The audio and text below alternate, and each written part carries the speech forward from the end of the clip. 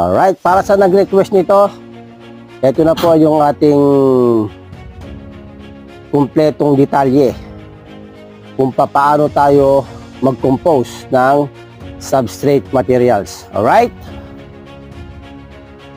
Ng ating tinatawag natin na patubuan ng kabuti, yung mushroom fruiting bag. Nagtimbang tayo ng 1 kilo na darak, mga kahamag. Ilalagay natin. Alright. Yun, no? Yan. Ngayon, nagtimbang tayo ng apog inline. Ito po ay agri-line. Yan. Ang timbang po nito, mga kahamag, ay